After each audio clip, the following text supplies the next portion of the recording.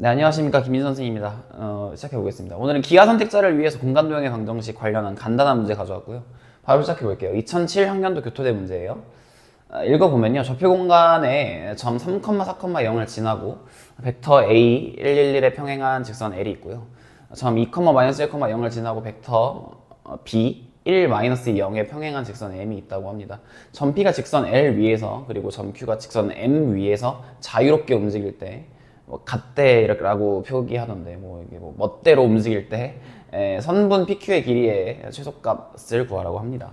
그러니까 이제 점 3,4,0을 지나고 말하자면 방향 벡터가 111이라고 하는 거죠. 이런 이제 111의 방향 벡터를 갖고 있는 1,1,1이라고 불러도 되고 아니면 이제 표기상 이렇게 적기도 해요. 이제 대학에 가시면 이런 식의 표기를 더 많이 보실 거예요. 그리고 2,-1,0을 지나고 이제 방향 벡터가 그러니까 벡터 B가 1-0으로 정해지는데 그 벡터와 평행한 직선, 즉 방향 벡터가 1-0인 직선 M이 있다고 합니다. 직선 L과 직선 M이에요. 직선 L 위에는 어떤 점 P가 자유롭게 움직이고 있고요. 직선 M 위에는 어떤 점 Q가 자유롭게 움직이고 있대요. 이 사이의 거리의 최소값을 구하라고 합니다.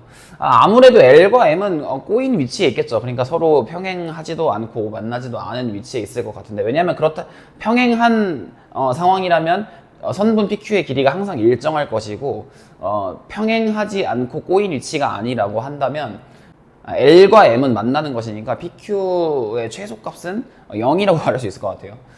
그래서 근데 이것도 확인을 해보자면 우리 일단 직선의 방정식, 그러니까 공간 도형에서 직선의 방정식을 무엇라고 이제 정의하는가에 대해서 먼저 이야기하고 넘어가자면, 일단 공간에서 이제 시점을 기준으로 딱히 이제 좌표 공간에 x축, y축, z축은 그리지 않을게요. 위치 벡터의 종점으로서 어떤 점을 나타내게 되는데, 그리고 그 점들의 모임 또는 점들의 그 자취로서 직선 또는 평면이라고 하는 또는 구라고 하는 공간 도형에서의 어떤 방정식을 이야기하곤 합니다.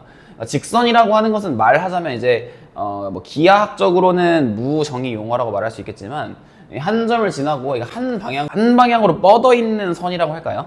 그런 방식으로 이제 설명되기 때문에 한 벡터, 그러니까 이 위치 벡터를 기준으로 어떤 방향 벡터와 같은 방향으로 계속 뻗어 있는 점들의 모임. 그러니까 지금 어떤 점을 A라고 할까요? 그리고 그 점을 나타내는 위치 벡터를 벡터 A라고 하고, 이제 방향 벡터를 D라고 한다면, 이 위치 벡터 더하기 1 방향 벡터는 2점이 되고, 2 방향 벡터는 2점이 되고요. 3 방향 벡터는 2점이 되고, 4 방향 벡터는 2점이 되죠. 마이너스 1 방향 벡터는 2점이 되고, 마이너스 2 방향 벡터는 2점이 되고, 그러니까 모든 실수에 대해서 이 점들을 모두 모으면, 모든 실수 T에 대해서 이 점들을 모두 모으게 되면 벡터 A 더하기 T 벡터 D라고 하는 방법으로 이 벡터의 종점을 지금 A라고 하는 점을 지나고 D라고 하는 방향 벡터를 갖고 있는 직선 위에 있는 점들의 집합이라고 말할 수 있습니다. 이 벡터 X의 종점을 그렇게 말할 수 있다는 말이죠. 당연하게도 그러니까 이 벡터 X는 위치 벡터의 모임인 거예요. 위치라고 하는 것이 점을 가리키는 것이고, 그 점이 모여서 직선이 된다고 하는 것이 일단 기본적인 발상이니까요. 무한히 모여서이지만, 그건 좀 어려운 얘기니까 대학 가서 열심히 공부하기로 하고 우리는. 그리고 이어서 평면의 방정식을 이야기할 때는 이제 법선 벡터라고 하는 이제 노멀 벡터라고 부르는데, 수직한 방향을 나타내는 어떤 벡터를 기준으로, 예컨대 논의의 편의를 위해서 원점을 기준으로 생각한다면, 이 원점을 기준으로 법선 벡터를 정했을 때 원점을 시점으로 하는 위치 벡터들을 모두 모으면 이런 식으로 무수히 많은 벡터들이 있을 텐데, 걔 중에서 이 공간 위에서 이 법선 벡터의 수직한 점들을 모두 모으면 우리가 잘 알고 있는 평평한 면, 그러니까 일정하게 쭉 뻗은 면, 일정하다는 말을 잘 정의하기 힘드니까 이제 수학적으로 무정의 용어라고 이제 일컬어지는 것인데, 그것은 이제 또 나중에 이야기하기로 하고, 그러니까 일정하게 잘 뻗어진 면으로서 평면을 정의할 수 있게 됩니다. 그러니까 이 시점을 바꾸게 된다면, 시점을 예를 들어서 어떤 점 A로 바꾼다고 하죠. 시점을 a로 바꾼다면 이 위치 벡터는 어떤 임의의 위치 벡터 x를 x 빼기 a라고 말하면 될 것이고, 그 이 a는 이 점 a라고 하는 위치를 나타내는 벡터고요. 그럼 이제 a를 시점으로 하는 임의의 위치 벡터가 정해진 어떤 법선 벡터와 수직이 되는 모든 x의 집합이라고 하면 이 점 a를 지나고 법선 벡터 n의 수직인 평면의 방정식을 말하게 된다는 말입니다. 뭐 이런 식으로 이제 똑똑하게 직선 또는 평면의 방정식을 정의하게 됩니다. 구의 방정식이 쉽죠. 뭐 한 점으로부터 거리가 일정한 점들의 집합이니까 어떻게 생각해야 될지는 원과 연계해서 한번 생각해 보시고요. 그리고 교과서도 참조해 보시고. 어쨌든 문제 풀어보면요. 방금 설명드린 것 같이 이제 L하고 M 위에 있는 점을 각각 위치 벡터, 그러니까 이제 어떤 매개 변수로 나타내어진 위치 벡터로서 나타낼 수 있을 것인데, P 위에 있는 점을 벡터 P라고 나타내겠습니다. 3, 4, 0을 지나고 매개 변수 T를 이용해서 1, 1,의 방향으로 뻗어 있는 어떤 위치 벡터라고 말할 수 있을 것이고요. 벡터 Q는 2, -1, 0을 지나고요. 어떤 매개 변수 S를 통해서, 당연히 이 매개 변수와는 이 매개 변수는 달라야 돼요. 이제 각각을 자유롭게 움직이고 있다고 했으니까 어떤 구속 관계에 있는 것이 아니라 방향 벡터는 1, -0으로 하는 위치 벡터로서 각각을 나타낼 수 있게 됩니다. 각각의 직선 위에 있는 점들을요.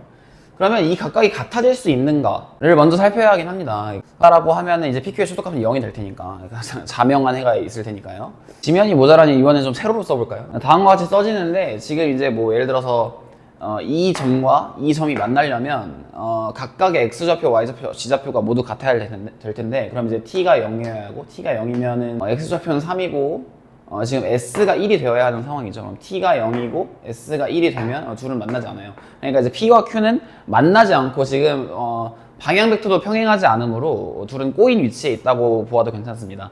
그리고 계산을 이제 시행해 보면요, 그냥 바로 이제 pq의 길이를 구하는 것이죠.